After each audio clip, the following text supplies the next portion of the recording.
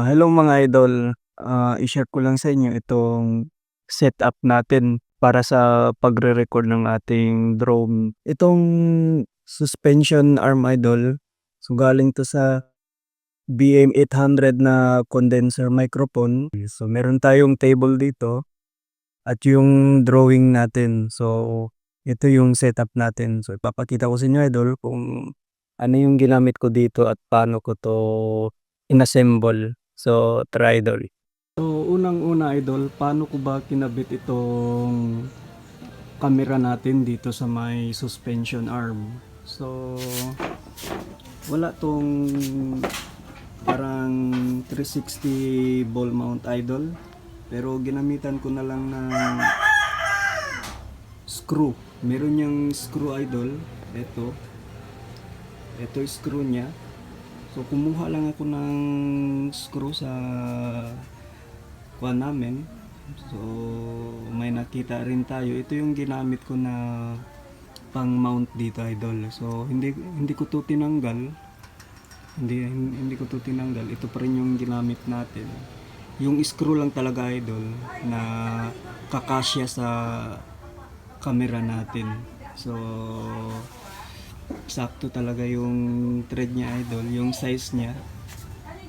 So, ito yung ginamit natin. Na syempre idol, ito yung suspension arm na galing sa BM800. So kinabit lang natin dito. So na-adjust yan idol. Na-adjust, pasensya na idol kasi makalat yung kwarto natin. So, meron pang mani dito. So, yung ring light naman natin idol, pinalian ko na lang ng goma. Purpose nito para makapagbigay lang ng liwanag idol. So ito yung pan natin. Syempre yung ring light natin idol, kinonekta ko na lang sa pan natin, sa power bank natin. So pwede nyo gamitin yung kuha ninyo idol, yung swing suspension or arm suspension kung meron kayong mga camera. Pero yung camera natin idol, mirrorless to. So old model Sony Nex F3 yung model nito. So old model na to idol. So magaan lang siya. So hindi siya masyadong mabigat. So kaya lang siya sa arm suspension idol. So kaya lang siya. Kung gagamitan nyo naman ng DSLR, mabigat yun idol. Ewan ko lang kung kakayanin. Pero ito idol, kinaya niya lang yung bigat nito. So hindi naman masyadong mabigat idol. So ito yung kan natin. So, sa baba may lamesa tayo na maliit. So dito tayo nagre-record. Kung gusto nyo mag time lapse.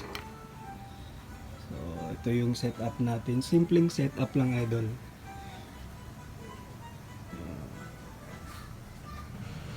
I-on natin yung camera natin. So ito idol. Pwede natin yan i-zoom out.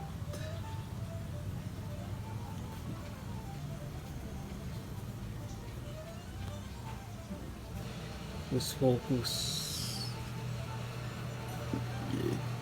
Yeah.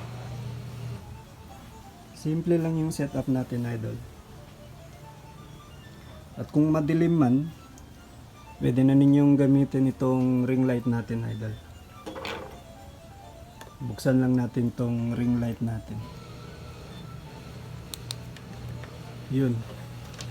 Maliwanag na idol. Maliwanag din dito. So, yun.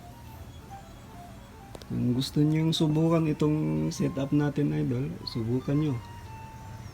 Ito lang yung nakayanan natin idol. So sana hindi to bumigay. Pero hinigpitan ko naman yung screw nito idol. So, sana hindi 'to bumigay. So, yun mga idol, so sana nakatulong itong video natin idol 'no. Gayahin niyo rin yung ano, yung setup natin ngayon kung meron kayong BM800 na suspension arm, wag niyong itapon, mapakinabangan pa yan idol. Suportahan niyo yung channel natin. Salamat, peace.